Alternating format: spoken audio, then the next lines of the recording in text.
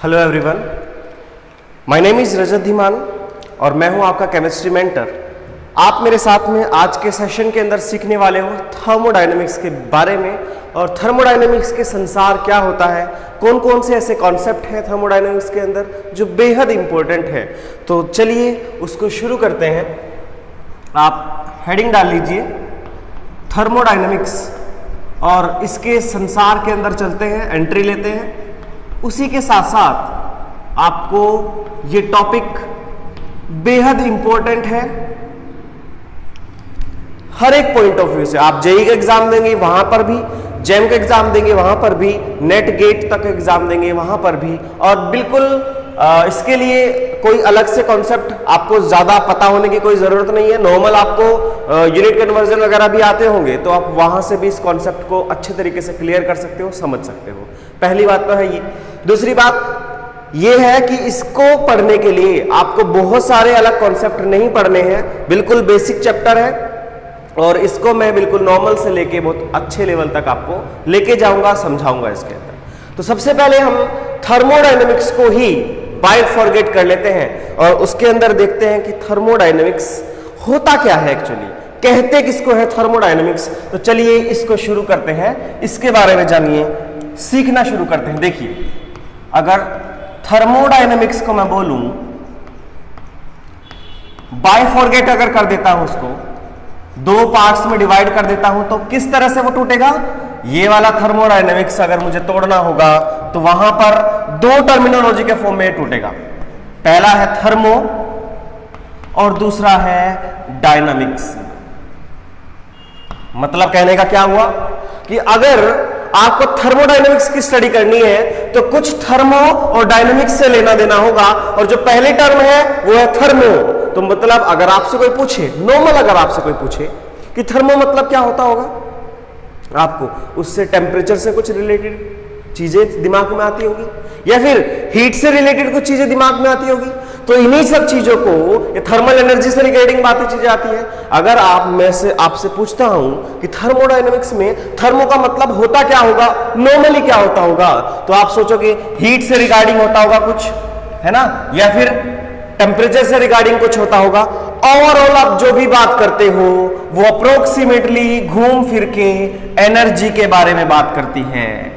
Energy के बारे में बताना चाहते हो, आप इधर उधर घूम फिर के एनर्जी के बारे में बताना चाहते हो, या तो उसको ट्रांसफॉर्मेशन के बारे में बताना चाहते हो या फिर कुछ और बताना चाहते हो। लेकिन थर्मो में जो भी चीजें बात करोगे, आग से रिलेटेड बात करोगे, हीट से रिलेटेड बात करोगे, टेम्परेचर से रिलेटेड बात करोगे, तो वहां सब जगह जो थर्मो आएगी वो कुछ ना कुछ एनर्जी से रिलेट करेगी, कहीं ना कहीं एनर्जी के साथ में रिलेट करेगी। और जो डायनामिक्स है उसको आप कैसे समझोगे, मैथ में भी आपने पढ़ा होगा, है ना।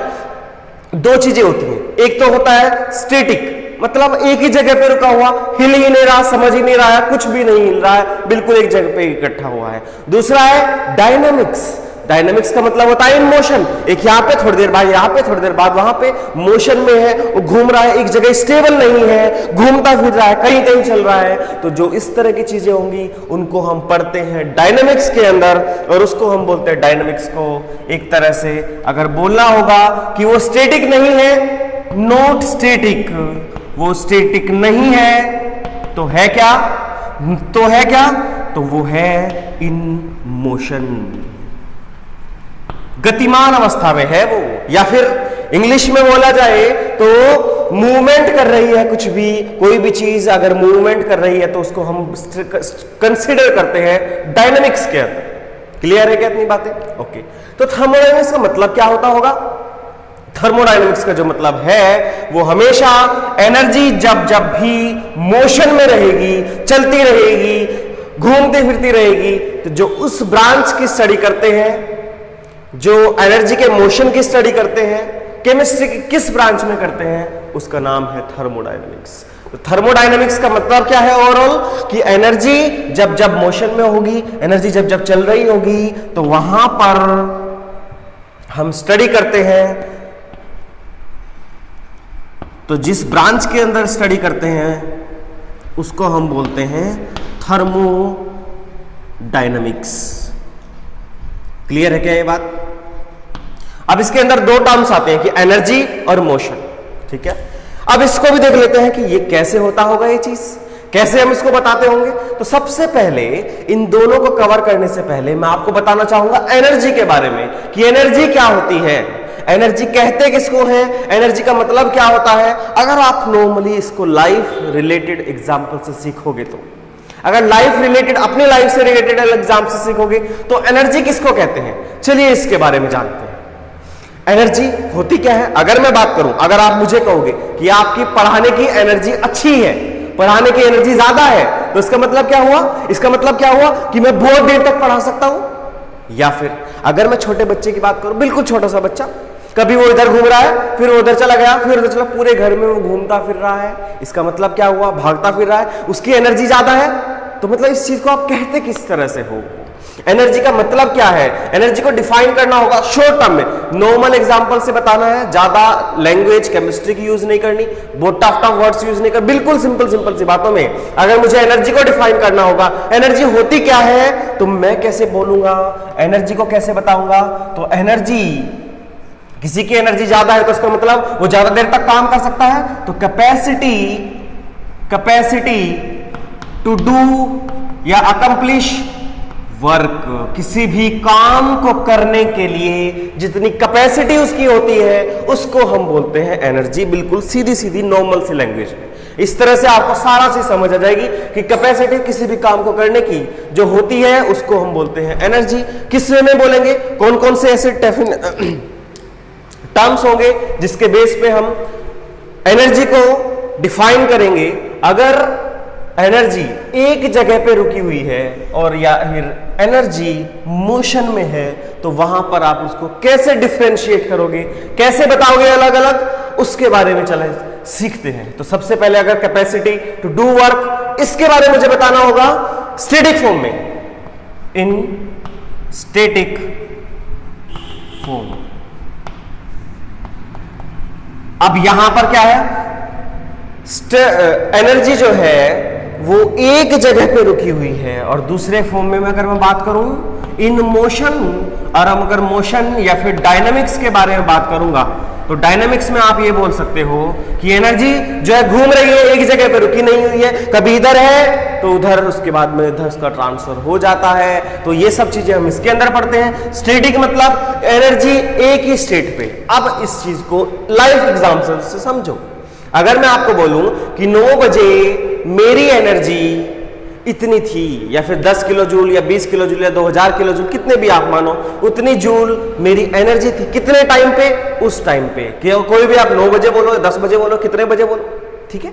अगर आपको ऐसे बताना किसी स्पेसिफिक मोमेंट के ऊपर एनर्जी क्या है, उसको हम बोलते हैं form of energy. Form of energy, ये एनर्जी की फॉर्म होती है। कैसे एनर्जी की फॉर्म कैसे होती है, इसको कैसे कैसे किस तरह से, कौन कौन से टर्मिनोलॉजी है जिसके बेस में हम बोला जाता है, इसी को ही आप पोटेंशियल्स बोलते हो। एनर्जी के जो टर्म्स है ये वाली, इनको आप आगे जाके पोटेंशियल भी बोलोगे, मतलब मेरा पोटेंशियल ज्यादा है काम करने का। तो सेम इसी तरह से अगर एनर्जी की फॉर्म के बारे में बात करूं, इंटरनल एनर्जी क्या होती है वो सब चीजें देखते हैं, जो जो चीजें लगती रहेंगी वो मैं आपको बताता रहूंगा। एनर्जी की फॉर्म कौन कौन सी होगी, उसमें कुछ होगी इंटरनल एनर्जी। इंटरनल एनर्जी के साथ साथ हम बात कर सकते हैं एंथैल्पी के बारे में, या फिर हम गिब्स फ्री एनर्जी के बारे में, और हेल्महोल्ट्ज एनर्जी के बारे में भी बात कर सकते हैं। ये सब जो एनर्जी है, ये एनर्जी की अलग अलग टाइप की फॉर्म है, वैरायटी है अलग अलग। इंटरनल एनर्जी, मेरे अंदर की एनर्जी कितनी है, उसको काम को करने के लिए या किसी को भी करने के लिए किसी स्पेसिफिक मोमेंट पे, तो हम बोलेंगे एनर्जी। बिल्कुल क्लियर है क्या ये बात, ये वाली बात बिल्कुल क्लियर है क्या। एनर्जी क्या है, अलग अलग टाइप की फॉर्म है, लेकिन अगर वो किसी भी स्पेसिफिक मोमेंट या स्टैटिक पोजीशन में है तो हम उसको बोलते हैं फॉर्म ऑफ एनर्जी। जैसे ये कुछ एग्जांपल्स हो गए, इन्हीं सबको आप आगे थर्मोडायनेमिक्स पोटेंशियल्स के बारे में भी जानेंगे। इनको पोटेंशियल्स के नाम से भी जाना जाता है, पोटेंशियल्स के नाम से भी इनको समझा जाता है, उसके बारे में जाना जाता है। यहां तक की बातें आपको समझ आई क्या। अब बताते हैं कि अगर आपको एनर्जी मोशन में होगी तो क्या होगा। अगर एनर्जी मोशन में होगी तो होगा क्या, उसके बारे में चलिए देखते हैं। तो मोशन में एनर्जी के होने का मतलब क्या है? एनर्जी मोशन में है, इसका मतलब क्या है कि एनर्जी एक जगह से दूसरी तरफ ट्रांसफॉर्म की जा रही है, ट्रांसफर की जा रही है, चेंज की जा रही है। इस सब चीज को, मोशन को डायनामिक्स में चेंज करते हैं, कभी यहां पर कभी उधर, ठीक है। तो इस तरह की जो एनर्जी होती है उसको हम दो तरीके से क्लासिफाई करते हैं। देखिए कौन कौन से होंगे ऐसे। तो इसको हम बोलते हैं मोड्स ऑफ ट्रांसफरिंग एनर्जी।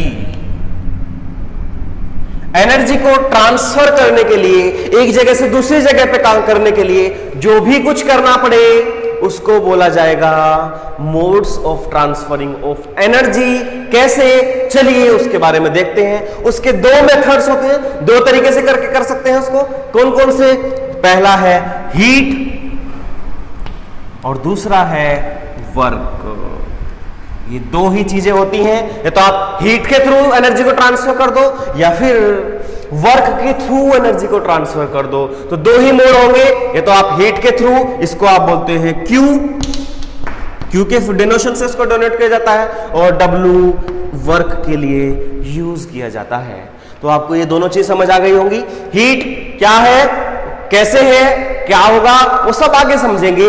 लेकिन अगर आपको एनर्जी को ट्रांसफर करना है एक जगह से दूसरे जगह पे मोशन में, तो वो दो ही तरीके होते हैं, पहला है हीट और दूसरा है वर्क। और इसमें भी आप चीजों को जब समझोगे तो आप ये चीज पाओगे कि जो वर्क है और जो हीट है वो दोनों बिल्कुल अलग अलग चीजें हैं। अगर देखना, ये चीज समझना। और कभी कभी बहुत जगह पे मैंने देखा हीट और वर्क में बहुत कंफ्यूजन होता है। हीट क्या है और वर्क क्या है, कभी कभी बोलते हैं कि नहीं सिमिलर है, ये दोनों एनर्जी है क्या? नो। इस चीज का आप ध्यान रखना कि जब भी हीट के बारे में आप बात करोगे, जब भी हीट को आप समझोगे, तो हीट एनर्जी नहीं है, एनर्जी की फॉर्म नहीं है। अगर आप बोलो heat is energy, no, this is incorrect statement, completely incorrect. ये ध्यान रखना, बहुत जगह बहुत लोग इसको गलती करते हैं, इस चीज को समझते नहीं है कि हीट जो है वो mode of transfer of energy है। Heat is not itself an energy. Heat कभी भी अपने आप में एनर्जी नहीं है, मोड है ट्रांसफर करने का। पहली बात तो ये। तो जब हीट और वर्क को अगर मुझे डिफाइन करना होगा अलग अलग तरीके से, तो मैं कैसे बोलूंगा मैं इसको? अगर आप ऑर्डर्ड फैशन के अंदर, ऑर्डर्ड मैनर के अंदर कुछ भी करते हो एनर्जी का ट्रांसफर, तो जो मोड यूज किया जाता है उसको बोलते हैं मोशन वर्क। और अगर आप रैंडम मोशन में करते हो, रैंडम मैनर में करते हो, तो उसको बोला जाता है हीट। इस चीज को आप समझ लीजिए क्या होता है। देखिए इधर, अगर आपने अगर कोई डब्बा लिया, कोई कंटेनर लिया, लोहे का कंटेनर है, स्टील का कंटेनर है या मेटल का कोई कंटेनर है, जिसके ऊपर अगर आप हीट लगा दोगे, तो हीट लगाने से क्या होगा? आपने काइनेटिक थ्योरी ऑफ गैसेस में पढ़ा होगा, गैसेस स्टेट के अंदर आपने पढ़ा होगा कि अगर मैं कोई भी कंटेनर यहां पे इस तरह से लेता हूं और उसके अंदर गैस के मॉलिक्यूल्स भर देता हूं, ये मॉलिक्यूल्स गैस के भरे हुए हैं, सोचो अगर ये मॉलिक्यूल्स गैस के भरे हुए हैं तो क्या होगा? तो ये अगर मैं इसको आग लगा देता हूं, यहां से हीट लगा देता हूं, चारों तरफ से आग लगा देता हूं, तो क्या होगा? इन सब के बीच में मोशन स्टार्ट हो जाएंगे और ये बहुत तेज तेज भागेंगे। आपने पढ़ा होगा ये काइनेटिक थ्योरी ऑफ गैस के अंदर पढ़ा है ये चीज कि अगर आप इसको बढ़ाओगे तो इसकी काइनेटिक एनर्जी बढ़ जाएगी, और काइनेटिक एनर्जी बढ़ेगी तो वो इधर उधर बहुत ज्यादा भागना शुरू करेगा, और जो वो मोशन होगी, जो रैंडम चीज निकल के आएगी, उसको हम बोलते हैं हीट। जिस तरह से वो चाहेगी उसको हम बोलते हैं हीट। और अगर मैं ऐसा यूज ना करूं, ये तो हुआ हीट का एग्जांपल। समझना इनको, लिखने के बजाय ज्यादा समझने पे फोकस करना। एक तो हुआ हीट का एग्जांपल, और वर्क किसको बोलेंगे? अगर सुनिए, इधर देखिए, अगर आपके पास में कोई भी मॉलिक्यूल गैस के पड़े हुए हैं, ऐसे कोई भी मॉलिक्यूल्स पड़े हुए हैं, बहुत सारे मॉलिक्यूल्स हैं, गैस के भर भर के मॉलिक्यूल्स हैं। अगर ऐसे मॉलिक्यूल्स भर भर के पड़े हुए हैं वहां पर, तो क्या होगा, अगर आपने यहां पे कोई पिस्टन लगाया, और पिस्टन लगाने का मतलब क्या होता है, आपने ऊपर से वेट लगा दिया जी, इसके ऊपर वेट लगा दिया इसके ऊपर, और इसको दबाना शुरू किया, एक ऑर्डर्ड मैनर में वो दबेंगे, सारे के सारे मॉलिक्यूल्स ऑर्डर्ड मैनर में दबेंगे, एक तरफा जाएंगे नीचे की तरफ को। तो जब ऑर्डर्ड मैनर में मोशन की जाएगी, एनर्जी की ट्रांसफर किया जाएगा एनर्जी का, तो वहां पर हम बोलते हैं कि यहां पर वर्क हुआ है। और अगर रैंडम एक इधर एक उधर एक इधर एक इधर इस तरह से जाएगा तो हम बोलेंगे हीट हुई है। और आज का जो हमारा टॉपिक है वो हम पढ़ने वाले हैं वर्क के बारे में, वर्क को ही समझेंगे, हम वर्क के बारे में ही देखने वाले हैं। तो जो आज का टॉपिक है हमारा वो है वर्क डन इन थर्मोडायनेमिक्स। इसको हम शुरू करते हैं, बहुत अच्छे से शुरू करेंगे, और जो जो भी बेसिक चीजें होंगी वो आपको मैं इसके अंदर समझाता रहूंगा, जहां जहां वो आती रहेंगी वो सब आपको क्लियर हो जाएगा। एक बार आप इसका स्क्रीनशॉट ले लो या फिर आप इसको नोट कर लीजिए, एक बार आप इसका स्क्रीनशॉट ले लो या फिर इसको नोट कर लो, वो आप पे डिपेंड करता है, जैसा आप करना चाहें।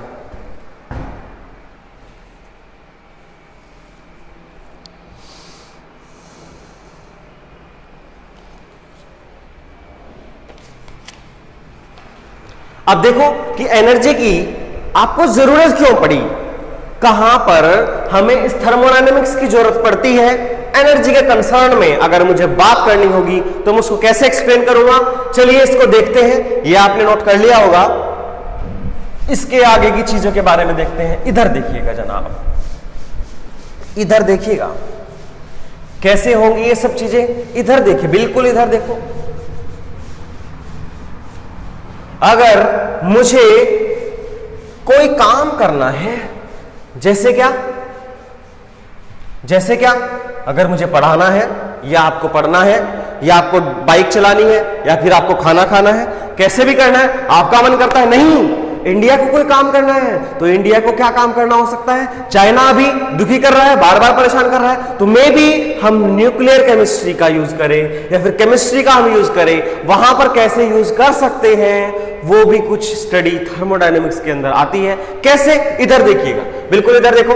अगर मैं आपसे एनर्जी के कंसर्न में बात करूं, एनर्जी के कंसर्न में अगर मैं बात करता हूं तो एनर्जी कितने टाइप की एनर्जी हो सकती है, इधर देखो, एनर्जी कितने तरह की हो सकती है। एनर्जी हो सकती है, अगर आप खाना खाते हो, अगर आप खाना खाते हो तो वहां से एक केमिकल एनर्जी आपके पास आती है, केमिकल एनर्जी आपके पास आएगी, और अगर उससे कोई काम करोगे, उससे कोई काम करोगे, ये मैंने खाना खाया था, मेरे को अंदर एनर्जी है, एनर्जी है तो मतलब मैं यहाँ पे काम लिख रहा हूं या फिर कुछ भी काम मैं कर रहा हूं, अपने हाथों को मूवमेंट दे रहा हूं, इस एनर्जी को बोला जाता है मैकेनिकल एनर्जी। मैकेनिकल एनर्जी इसको बोला जाता है। और कौन कौन सी तरह की एनर्जी हो सकती है, अगर आपको पहली कौन सी थी, केमिकल एनर्जी थी, दूसरी कौन सी थी, मैकेनिकल एनर्जी थी।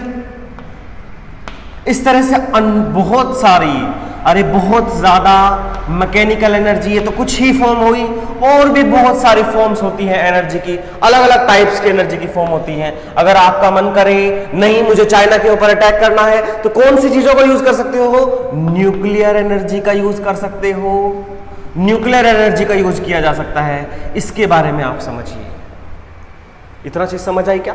ऐसे अलग अलग एक्सेट्रा बहुत और भी बहुत तरह की होती है एनर्जी, अलग अलग तरह की होती है। ग्रेविटेशनल एनर्जी भी हो सकती है, इलेक्ट्रिकल एनर्जी भी हो सकती है ना, इलेक्ट्रिकल एनर्जी भी लिख लो, चाहे इधर भी इलेक्ट्रिकल एनर्जी भी लिख लीजिए। इलेक्ट्रिकल एनर्जी, इलेक्ट्रिकल एनर्जी और भी बहुत तरह की होती हैं, उनको भी आप देख सकते हो, बिल्कुल अलग अलग तरह की।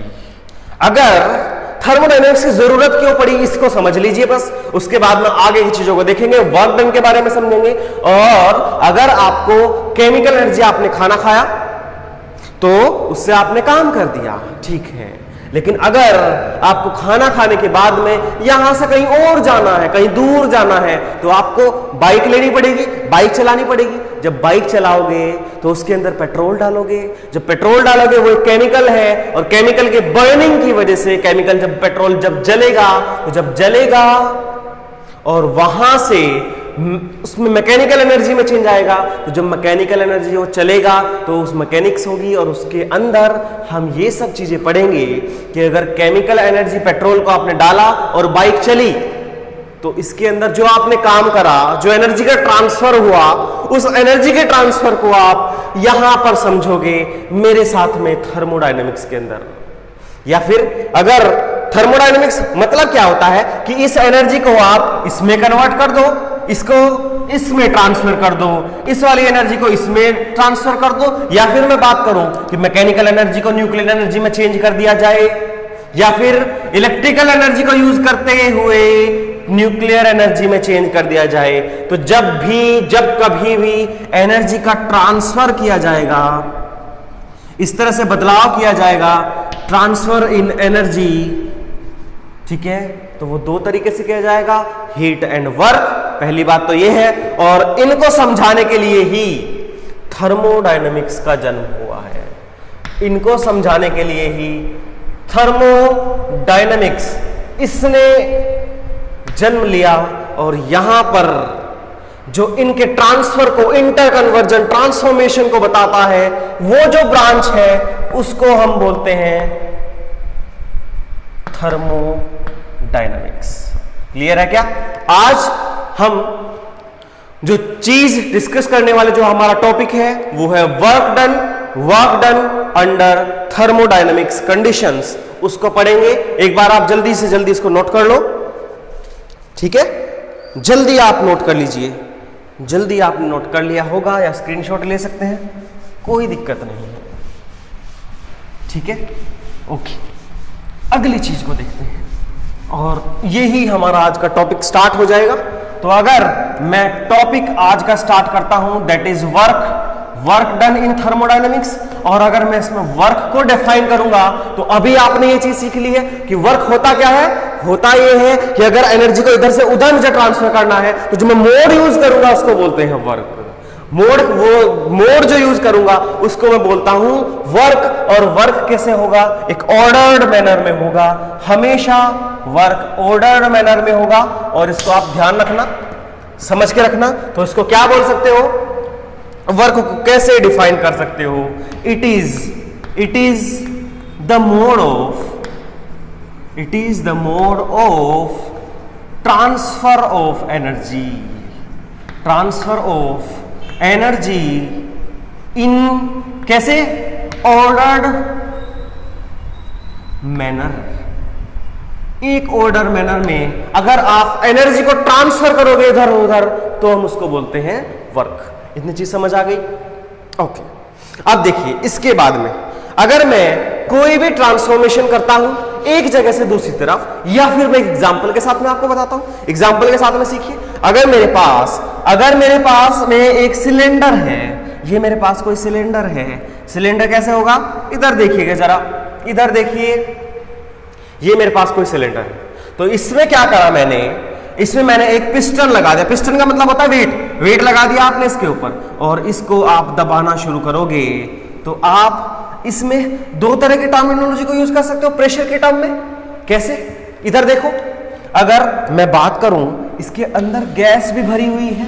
कौन सी गैस है? मानो ये एक आइडियल गैस है, इसके अंदर एक आइडियल गैस भरी हुई है, बिल्कुल भरा लबाला भरा है आइडियल गैस से। और आइडियल गैस का कुछ अपना प्रेशर होगा। आपने काइनेटिक एनर्जी ऑफ गैसेस में पढ़ा है, काइनेटिक थ्योरी ऑफ गैसेस में पढ़ा है कि जो गैस होती है उसके मॉलिक्यूल दूर दूर होते हैं, और उसकी एनर्जी होती है, वो अपना भागते रहते हैं। तो इसका मतलब क्या है? जो मॉलिक्यूल्स होंगे वो इधर इधर टकराएंगे, इन वॉल्स के ऊपर टकराएंगे, तो वहां पर क्या जनरेट होगा? अंदर क्या जनरेट होगा? एक प्रेशर लगेगा, इसके अंदर प्रेशर लगेगा। जो प्रेशर इसके अंदर लगेगा उसको हम बोलते हैं अंदर वाला प्रेशर, या फिर इंग्लिश में बोले तो पी आई भी लिख सकते हैं, पी इंटरनल भी लिख सकते हैं, पी इंटर भी लिख सकते हैं। Whatsoever you want to write, you can right.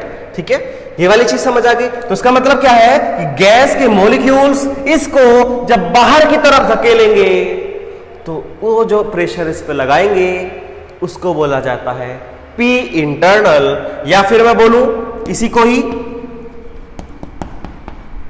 Internal pressure of the gas, इसका आपने कोई गैस का वो लगा दिया, समझ आया? गैस ने कोई प्रेशर लगाया, तो अब बाहर से आपका मन करा नहीं मैं इसको आगे की तरफ जाने नहीं दूंगा, इधर की तरफ, तो आपने क्या लगा दिया इसके इधर से क्या लगा दिया, इधर देखिए क्या लगा दिया, इधर से आपने लगा दिया इसके ऊपर एक पिस्टन, और पिस्टन से आपने इसको दबाना शुरू कर दिया। इधर से क्या हुआ, वो गैस का मॉलिक्यूल इधर की तरफ खींच रहा था, और बाहर से आपने पिस्टन और धक्का मारना शुरू कर दिया, उसको और अंदर की तरफ पुश करना शुरू कर दिया। तो जो आप प्रेशर बाहर से उसके ऊपर लगाओगे, बाहर से उसके ऊपर लगाओगे, तो उसको हम बोलेंगे पी एक्सटर्नल या फिर एक्सटर्नल प्रेशर। जो आप पिस्टन के ऊपर वेट रख के लगा सकते हो, ठीक है, उसको बोला जाता है पी एक्सटर्नल, उसको बोला जाता है एक्सटर्नल प्रेशर बाय पिस्टन। आप ऐसे समझ सकते हो, या बाहर की तरफ से कुछ भी लगाया जा सकता है, ठीक है। पहली बात तो ये समझ आ गई होगी आपको।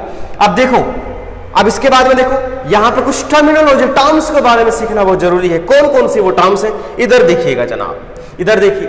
अगर मैं इस सिलेंडर के ऊपर काम कर रहा हूं, अगर केवल मैं इस सिलेंडर के ऊपर काम कर रहा हूं और मुझे दुनियादारी से कोई मतलब नहीं है, केवल इसके ऊपर मैं काम कर रहा हूं, तो यूनिवर्स का वो हिस्सा जो ऑब्जर्वेशन में है उसको हम बोलते हैं सिस्टम।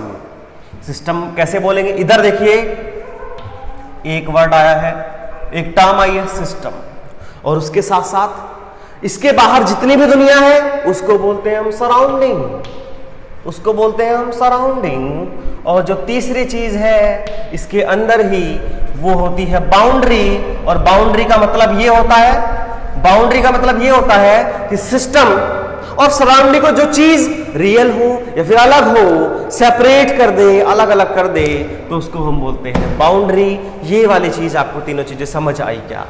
ये टर्म्स है, पहले आपने पढ़ी भी होगी, समझी होगी, फिर भी हम इसको एक बार ले लेते हैं, हल्का सा और इसको देते हैं। देखिए, अगर मैं बात करूं, मैं इस पानी की बोतल की बात करूं, अगर मैं इसको गर्म कर रहा हूं, आग लगा रहा हूं इसके अंदर, तो इसका मतलब क्या है कि मैं बोतल के ऊपर काम कर रहा हूं। अगर मैं बोतल के ऊपर काम कर रहा हूं, ये चीज सिस्टम होगी, ये चीज सिस्टम होगी। और अगर इसके अलावा कोई और चीज, इसके अलावा कोई भी दुनिया की कोई और भी चीज, ये कैमरा हो गया, ये पंखा हो गया, कुछ भी चीज, कोई भी हीरो अक्षय कुमार हो गया, कुछ भी, कहीं भी, किसी का घर, कुछ भी, सब चीज बस वो रियल होनी चाहिए, उसको हम बोलते हैं सराउंडिंग। समझ आया? सिस्टम किसको बोलेंगे, सराउंडिंग किसको बोलेंगे, समझ आ गया? और इन दोनों को जो सेपरेट करती है, जो चीज सेपरेट करती है, जो बाउंड्री होती है, उसको नाम दिया गया है बाउंड्री। जो भी पार्ट जो सिस्टम और सराउंडिंग को अलग अलग करे, सेपरेट दिखाए, उसको हम बोलते हैं बाउंड्री। ठीक है, ये तीनों चीजें टर्म्स आपको समझ आ गई होंगी। क्या इनका डिफरेंस होता है, क्या मतलब होता है, टर्म्स से समझो, अलग अलग ही समझो उनको। ठीक है, पहली बात तो ये हो गई। और दूसरी चीज ये भी देखिए कि अब एक्सपेंशन क्या होता है और कंप्रेशन क्या होता है, इसके बारे में भी आप समझ लीजिए। अभी बताता हूं। अगर मैं बात करता हूं, अगर नॉर्मल बिल्कुल केमिस्ट्री में नहीं घुसना, नॉर्मल तरीके से, धीरे धीरे फिजिकल सिग्निफिकेंस बोलते हैं इसको। अगर आप आराम से रियल लाइफ को फील करते हुए, समझते हुए, अगर आप एक्सपेंशन और कंप्रेशन को सोचोगे, तो क्या बताओगे? एक्सपेंशन क्या होता होगा? फैलना।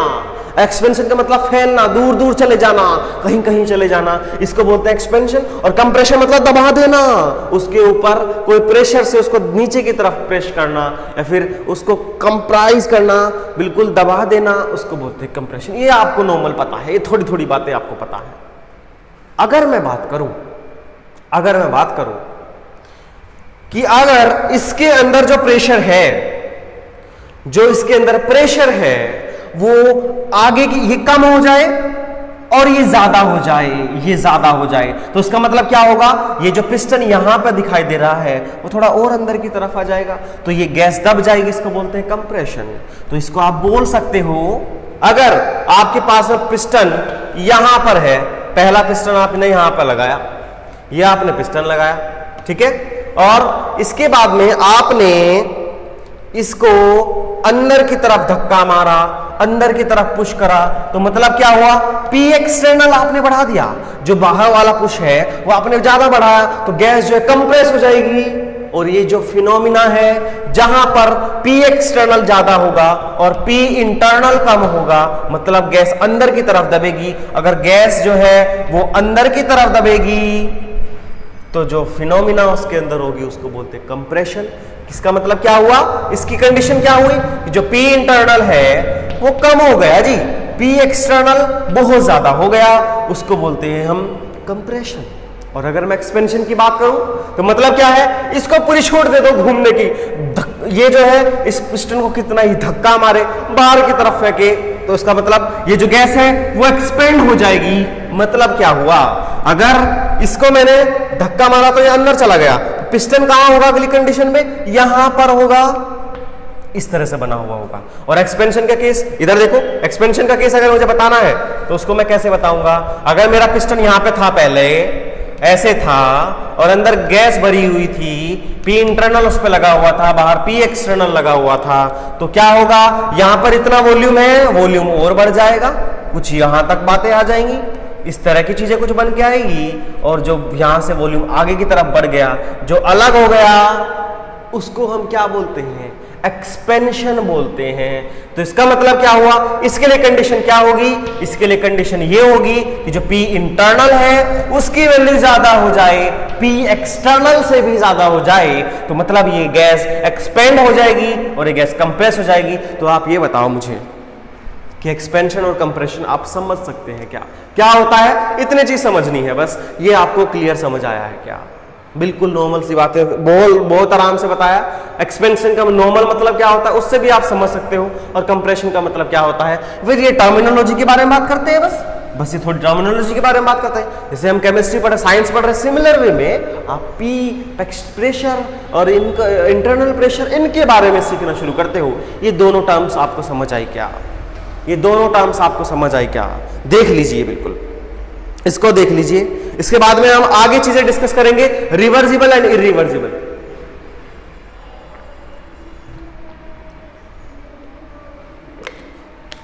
ठीक है, इसके आगे की जो चीजें डिस्कस करेंगे उसमें है रिवर्सिबल या फिर इरिवर्सिबल, उसको मैं कैसे बताऊं, उसके बारे में कैसे समझाऊंगा मैं। आइए इधर देखिए, इधर देखिएगा, इधर देखिएगा,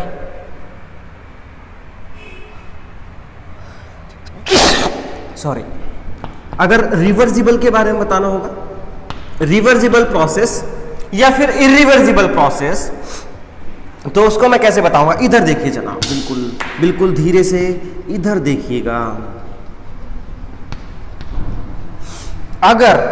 अगर मैं बात करूं इरिवर्सिबल के बारे में, इसका मतलब क्या हुआ कि मैं जब यहां पे खड़ा हूं तो मैंने कुछ काम करा और मैं यहां पे आ गया, अब मैं वापस नहीं जाऊंगा। तो एक ही तरफ, एक ही डायरेक्शन में अगर कोई प्रोसेस चलती है, एक ही तरफ को आगे की तरफ चल जाएगा, तो उसको हम बोलते हैं इरिवर्सिबल। लेकिन अगर मैं बात करूं कि मैं यहां से इधर की तरफ मैंने कोई काम करा, मैं आगे चला गया और वहां से फिर मैं वापस उसी पोजीशन पे आ गया, या फिर मैं पीछे की तरफ आ गया, मतलब आगे की तरफ भी गया और पीछे की तरफ भी आया, तो जो उस तरह की प्रोसेस होंगी उनको बोलते हैं रिवर्सिबल। अब थोड़ा समझ कम आया होगा, अब आ जाएगा अच्छे से। इधर देखिए, अगर आप रिवर्सिबल के बारे में बात करो तो कोई भी अगर ट्रांसफॉर्मेशन होता है A to B, क्या है ये दो रिएक्शन के कंडीशंस। आप यहां से उधर गए और वहां से इधर की तरफ आए, ऐसा कुछ मान के चलो कि आप पहले A पे थे, वहां से चेंज होके आप B पे चले गए, और अगर आपको उधर की तरफ, मतलब यहां से अगर आप समझोगे भी कि एक अब यहां पे थे, यहां से इधर गए, एक ही तरफ में गए हैं, तो उस जो प्रोसेस होगी उसको बोला जाता है इरिवर्सिबल यूनिडायरेक्शनल, एक ही तरफ जाने वाली प्रोसेस। और रिवर्सिबल के बारे में क्या होगा, वो वापस भी आ सकती है, वो ऐसे भी हो सकता है, वो उधर से पीछे की तरफ भी आ सकती है। कैसे बताएंगे आप इन सब चीजों को, कैसे बताएंगे आप पहले इसको नोट कर लो, उसके आगे हम इसी चीज को समझेंगे कि रिवर्सिबल और इरिवर्सिबल क्या होना चाहिए, कैसे आप बताओगे इरिवर्सिबल क्या है और रिवर्सिबल क्या है।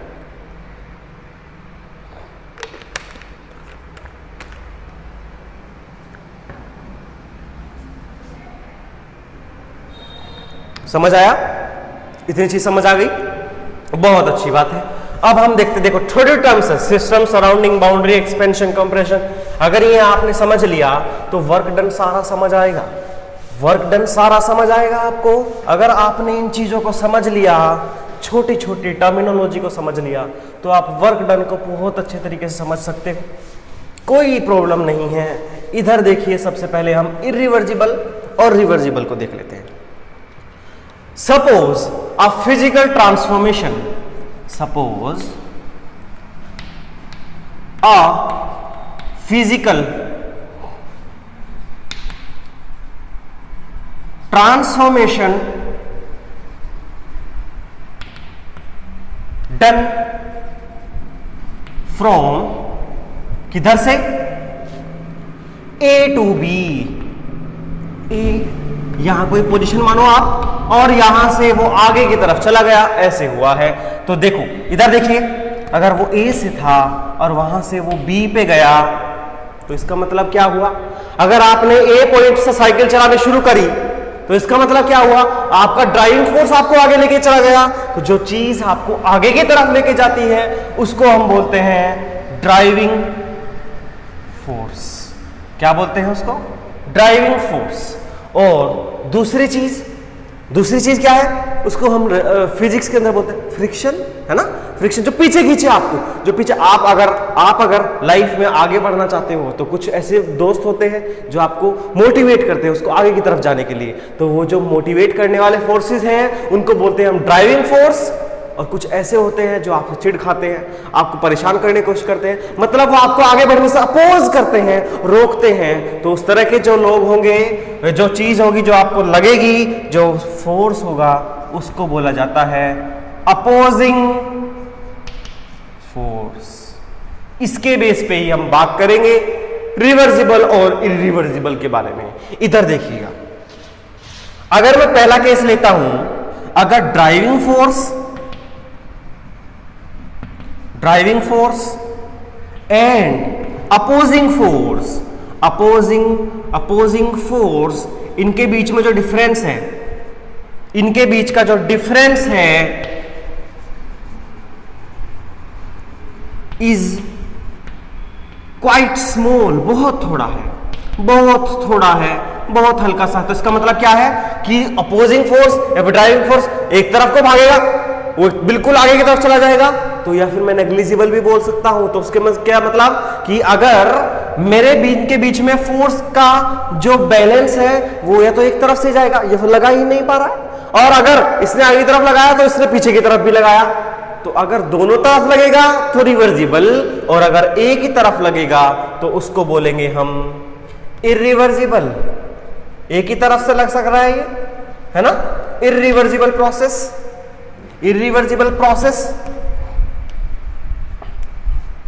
ठीक है, इरिवर्सिबल प्रोसेस। और अगर मैं बात करूं इनके बीच का जो डिफरेंस है वो कुछ है इन driving force and opposing force के बीच में कुछ डिफरेंस है। वो आगे की तरफ खींच रहा है तो पीछे भी खींच रहा है ना? जो इसके बीच में जो डिफरेंस है वो स्मॉल नहीं है, वो कुछ ज्यादा है। इज कंपेरेबल हो सकता है या फिर इक्वल भी हो सकता है, कुछ भी हो सकता है ना? तो उस तरह की जो प्रोसेस होंगी उनको बोला जाता है रिवर्सिबल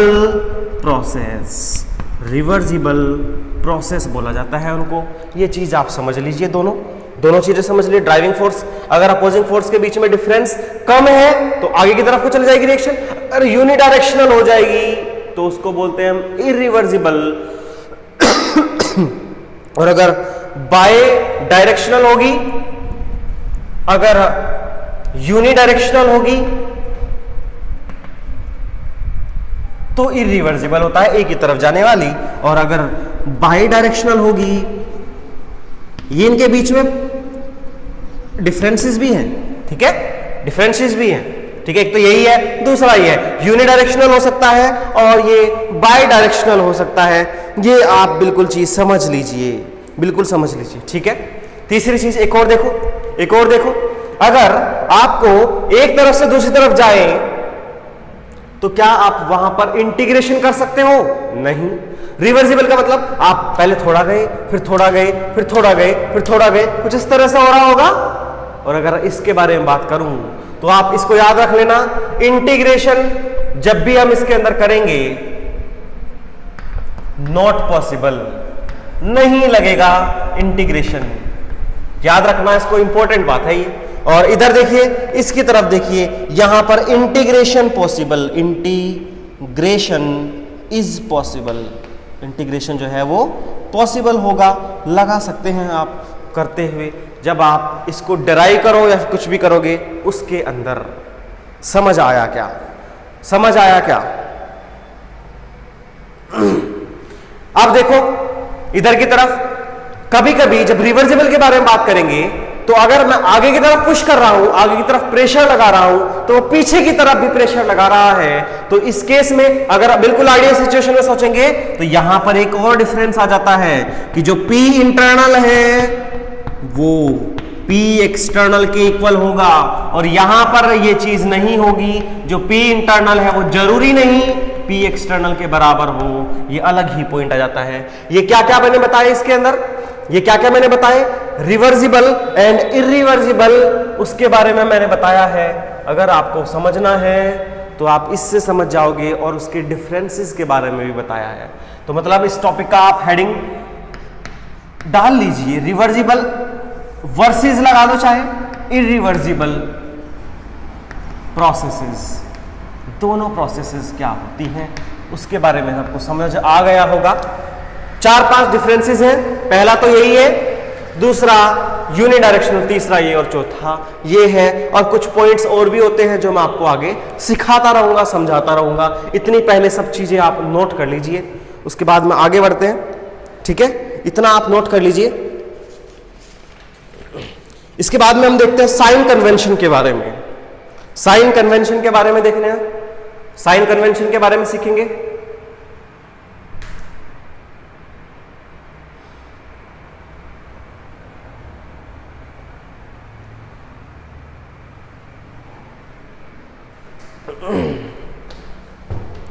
लिख लिया होगा? ओके ओके जी, ठीक, बहुत अच्छी बात।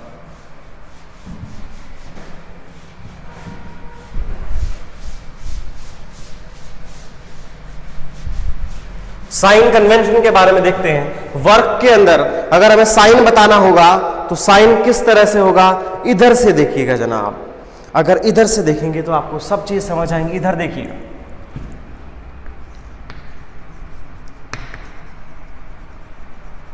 Sign convention for work, work के लिए क्या साइन कन्वेंशन होगा, इधर देखिए बिल्कुल।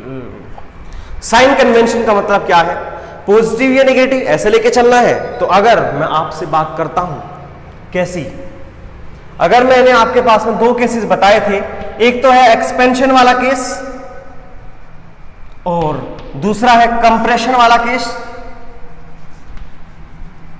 तो आपने इसको कैसे बताया था, किस टर्मिनोलॉजी के बेस पे बताया था? आपने बताया था अगर वॉल्यूम बढ़ जाएगा आगे हो जाएगा, मतलब अगर मेरा वॉल्यूम पहले इतना था, इतना वॉल्यूम मेरे पास था, इतना मैंने वॉल्यूम कर रखा था, इतना कर रखा था यहां तक का, और एक्सपेंशन के बाद में वो इतना हो जाएगा, और कंप्रेशन के बाद वो इतना हो जाएगा, कम हो जाएगा।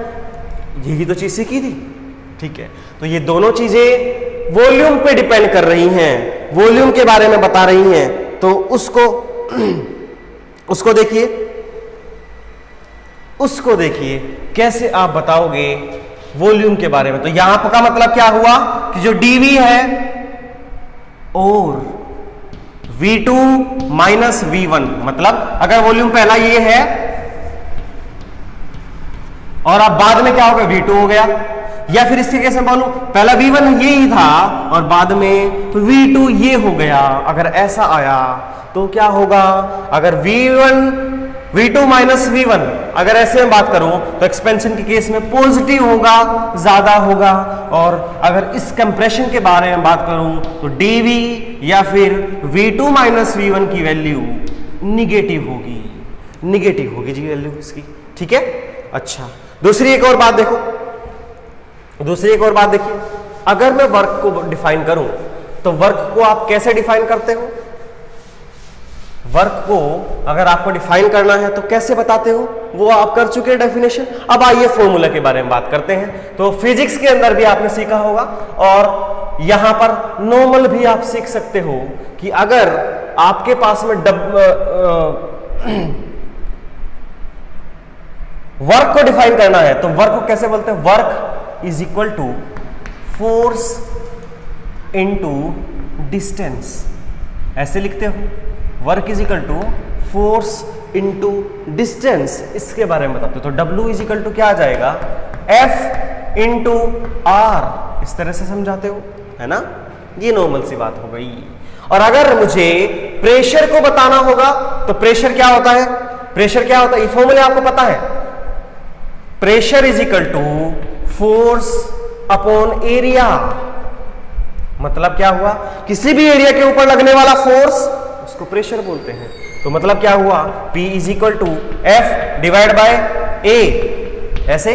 तो यहां से F की वैल्यू निकाल सकते हो, एक F की वैल्यू निकाल सकते हो। तो F क्या आएगा? F is equal to P into A। इसको आप उठा के इसके अंदर रख दीजिए तो वहां से जो W निकल के आएगा वो क्या होगा? वो क्या होगा? P into A into R। तो इसको हम बोल सकते हैं वॉल्यूम, है ना?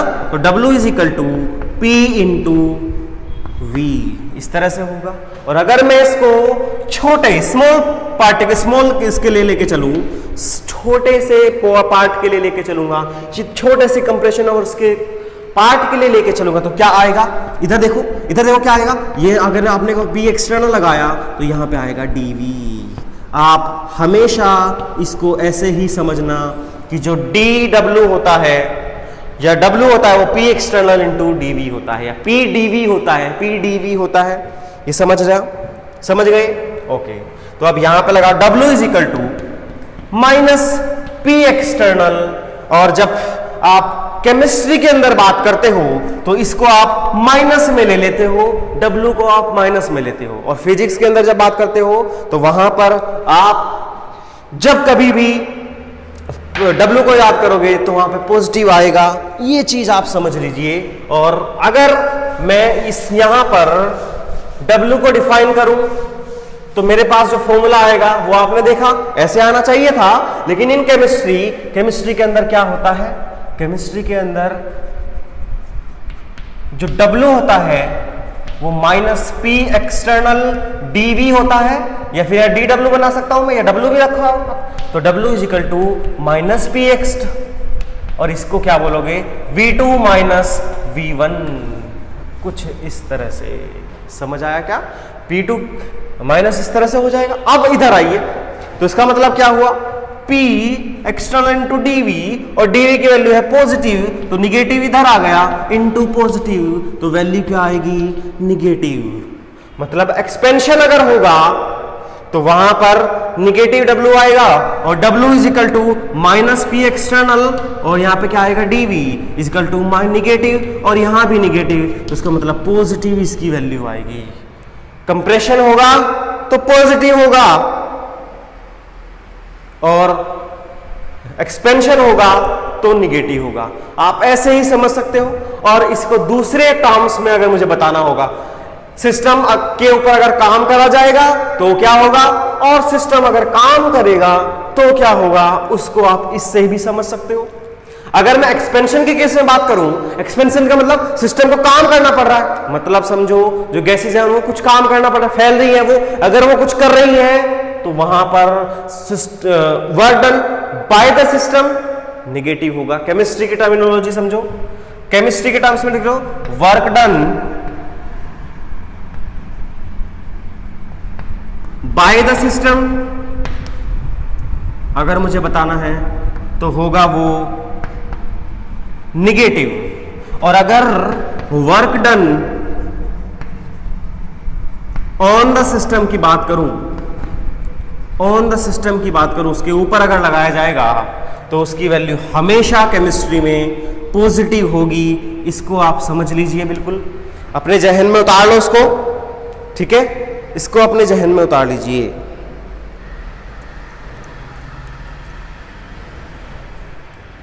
ठीक है, इतना आप समझ लो। फिर कुछ प्रोसेसेस के बारे में देखेंगे और उसके बाद में हम उसके आगे की चीजों को रिलेट करते हुए पढ़ेंगे। अब तक तो हम टर्मिनोलॉजी के बारे में देख रहे हैं, ये क्या होता है, वो क्या होता है, ये कैसे होता है। इन सब चीजों को सीखने के बाद में हम ये भी चीज सीखेंगे कि अगर आपको ये सब चीजें अप्लाई करनी पड़ेंगी वर्क के फॉर्म में तो आप कैसे बताओगे, वो सब चीजें भी आप सीख जाओगे। ठीक है, इतना आप पहले नोट कर लो। ये स्क्रीनशॉट जैसा भी आप लेना चाहें, जैसा भी आप करना चाहें, वो सब आप कर सकते हो, कोई दिक्कत नहीं है। ठीक है, एक बार इसको नोट करो।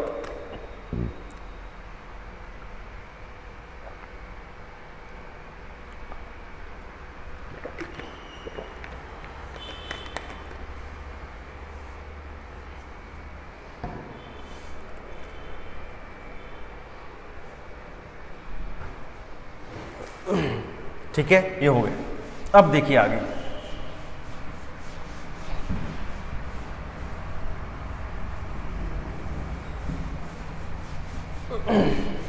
अब देखिए आगे,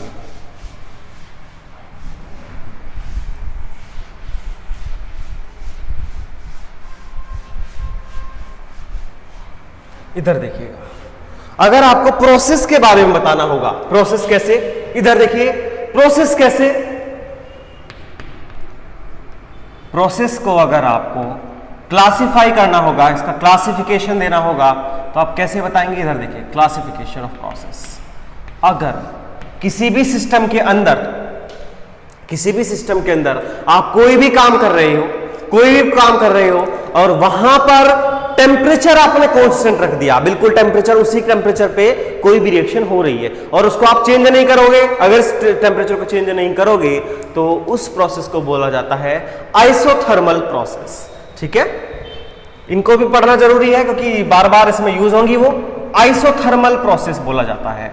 और कौन कौन सी होती है, इसका मतलब क्या है, टेम्परेचर। आइसो मतलब होता है सेम, अरे आइसो मतलब होता है सेम और थर्मल मतलब होता है टेम्परेचर। अभी आपको बिल्कुल स्टार्टिंग में मैंने बताया भी था, टेम्परेचर से रिगार्डिंग कोई चीज होती है, ये टेम्परेचर से रिगार्डिंग कोई चीज होती है। तो मतलब क्या हुआ, टेम्परेचर चेंज, मतलब टेम्परेचर में कोई चेंज नहीं। और अगर मैं बात करूं T2 माइनस T1 तो मतलब कोई चेंज नहीं, ये दोनों बराबर हो जाएंगे तो इक्वल टू क्या हो जाएगा, 0, या फिर dt की वैल्यू 0 हो जाएगी। इतनी चीज समझ आई क्या, dt की वैल्यू 0 हो जाएगी, ये चीज समझ आई क्या, बिल्कुल क्लियर है क्या ये बात। थर्मल, आइसोथर्मल मतलब dt इज इक्वल टू 0 होगा, ये चीज क्लियर है क्या। ओके, दूसरा देखिए, अगर मैं बात करूं एडियाबैटिक के बारे में, एडियाबैटिक के बारे में अगर मैं बात करूं तो वो कैसे होगा। इधर देखो, इधर देखो, एडियाबैटिक का मतलब आपने यहां पर सिस्टम के अंदर से ना तो हीट ली और ना सिस्टम को हीट दी। अगर ऐसी कोई कंडीशन होगी तो उसको बोलेंगे, उस जगह पे, इस कंडीशन पे अगर कोई काम करा जाएगा तो उसको बोला जाएगा एडियाबैटिक प्रोसेस। एडियाबैटिक प्रोसेस बोला जाता है। इधर आपको समझ आया आइसोथर्मल प्रोसेस क्या होती है, इधर आपको बताया एडियाबैटिक प्रोसेस क्या होती है। तो मतलब हीट कांस्टेंट हो जाएगी, हीट जो है इसके अंदर कांस्टेंट हो जाएगी, और अगर हीट कांस्टेंट हो जाएगी तो मतलब Q2 minus Q1 equal to 0, या मैं बोल सकता हूं dq इज इक्वल टू 0 होगा। इसी की तरह से आप एक और याद रखना, आइसोबारिक प्रोसेस क्या होती है। बार किसकी यूनिट है, प्रेशर की है ना। तो यहां पर आप बोल सकते हो कि यहां पर प्रेशर कांस्टेंट हो जाएगा, इधर क्या हो जाएगा, प्रेशर कांस्टेंट हो जाएगा, या फिर मैं कह सकता हूं P2 minus P1 is equal to 0, या फिर dP की वैल्यू 0 होगी। और इसके अलावा एक और टाइप की प्रोसेस होती है, उसको बोलते हैं हम आइसोकोरिक प्रोसेस। आइसोकोरिक प्रोसेसेस उनका जो होता है, इसके अंदर क्या देखना है, वॉल्यूम को अगर चेंज करें और वहां वॉल्यूम को अगर चेंज ना करें और प्रोसेस करवाएं, कोई भी काम कराएं, एनर्जी का ट्रांसफर कराएं, तो वो सब चीजें इसके अंदर आती है। वॉल्यूम इसके अंदर कांस्टेंट है और V2 माइनस V1 की वैल्यू 0 होगी, तो dV की वैल्यू भी 0 ही होगी। समझ आया क्या, इतनी चीज समझ आई क्या। बिल्कुल, ये इस तरह की प्रोसेस है, कैसे कैसे होंगी, क्या क्या कांस्टेंट होगा, इसको आपको याद रखना है। पूछा जाता है वो कई बार, ठीक है। और आपको ये चीज पता होगी, ये मैं सोच के चल रहा हूं कि आपको ये चीज पता है कि जो फर्स्ट लॉ है उसका स्टेटमेंट के बाद में जो बन के आता है वो क्या है, डी, जो इंटरनल एनर्जी है वो हीट और वर्क करने में लग जाती है, इसको बोलते हैं फर्स्ट लॉ।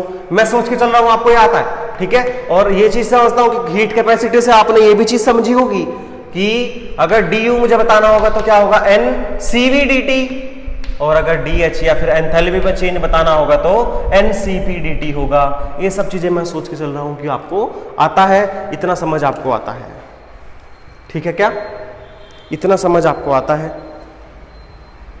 ऐसा मैं सोच के चल रहा हूं, ठीक है। इतना आप नोट करिए, इतना आप नोट करिए, तसल्ली से नोट कर लीजिए।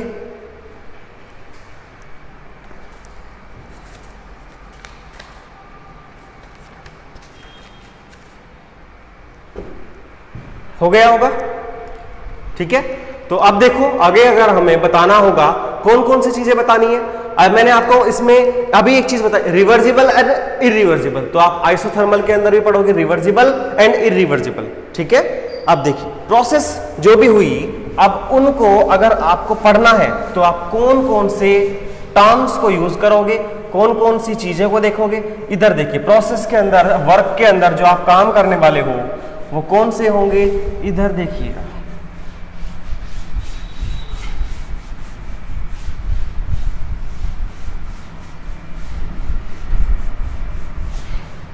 इधर देखिएगा। हमें जो करना है, मैंने आपको एक तो आइडियल गैस के लिए बताया, पहली बात तो हम आइडियल गैस के लिए पढ़ेंगे, आपके सिलेबस में आइडियल गैस का ही है, रियल गैस के बारे में है ही नहीं, है ना। वर्क डन आपको किस किस में पढ़ना है ये देख लीजिए, वर्क डन आपको कहां कहां पे पढ़ना है ये देख लीजिए, वर्क डन कहां कहां पे कैसे पढ़ना है उसको देखिए जनाब। सबसे पहले आपको ये रियल गैस के लिए ही पढ़ना है, यही आपके सिलेबस में है, रियल गैस के बारे में देखना है। और दूसरी बात, एक और बात देखनी है, जो वर्क डन रियल गैस के लिए है उसके अंदर आपको एक तो रिवर्सिबल के अंदर पढ़ना है और इरिवर्सिबल के बारे में पढ़ना है, मतलब रिवर्सिबल ट्रांसफॉर्मेशन और इरिवर्सिबल ट्रांसफॉर्मेशन। और इसके अंदर भी दो चीजें हो गई, इसके अंदर भी दो चीजें हो गई, एक तो हुआ आइसोथर्मल के लिए पढ़ना है, पहले आपको ये समझ आना चाहिए पढ़ना क्या है, और एक एडियाबैटिक के लिए पढ़ना है। इधर देखो सेम इसी तरह से ये भी आइसोथर्मल के लिए पढ़ना है और ये एडियाबैटिक के लिए पढ़ना है। इसी वजह से वर्क डन थोड़ा कंफ्यूजन हो जाता है, पागल हो जाते हैं इसमें कि भाई इसमें क्या क्या चीजें पढ़नी है, कितना चीजें पढ़ना है। अब यहां पे बिल्कुल क्लियर हो जाना है। इसके बाद में ये एक्सपेंशन के केस में पढ़ना है और यहां पर कंप्रेशन के केस में पढ़ना है, इधर भी एक्सपेंशन के केस में पढ़ना है और कंप्रेशन के केस में पढ़ना है। इधर देखिए इस वाले केस में भी आप यही बोल सकते हो कि एक्सपेंशन के केस में पढ़ना है और इधर देखिए कि कंप्रेशन के केस में पढ़ना है अगर आपको, तो कैसे होगा। सिमिलर वे में आपको इसमें भी एक्सपेंशन का पढ़ना है और कंप्रेशन का भी पढ़ना है। तो आप कितने तरह के वर्क पढ़ोगे आप देखो, इधर देखो, पहला रिवर्सिबल आइसोथर्मल एक्सपेंशन का वर्क, रिवर्सिबल आइसोथर्मल कंप्रेशन का work, reversible adiabatic expansion compression, isothermal expansion compression, irreversible adiabatic expansion compression, ऐसे ऐसे पढ़ोगे आप सब चीजों, मतलब 8 टाइप के टोटल वर्क हो गए जो आपको पढ़ना है। मुझे आपको जो कराना है वो इतना है, आइसोथर्मल रिवर्सिबल, आइसोथर्मल एडियाबैटिक, वो एक्सपेंशन कंप्रेशन, ये सारा चीज, ये पूरी कहानी अपने आप लगती रहेगी, सेल्फ ऑपरेटेड होगा ये, ठीक है जी, ये सेल्फ ऑपरेटेड होगा। हमें इसके फॉर्मूले देखने हैं, उसके हमें फॉर्मूले देखने तक भी नहीं है, उसको इतना भी समझने की कोई जरूरत नहीं है आपको।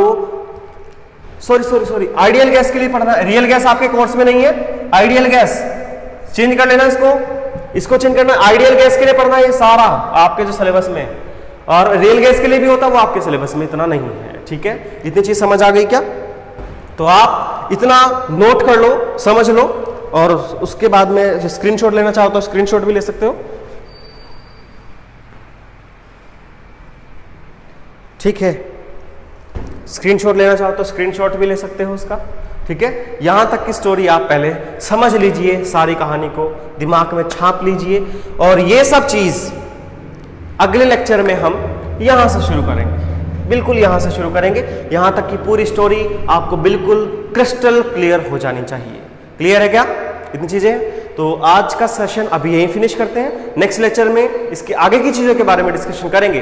तब तक आप मुझसे वादा करो कि जितनी भी चीजें मैंने आपको यहां पर कराई हैं आज तक की, अब तक की जितनी भी मैंने आप कराया आपको, वो सब आप रिवाइज करके लेके आओगे, रिकॉल करके लेके आओगे। ठीक है, इतना आप मुझसे वादा करो। ठीक है, thank you so much, take care.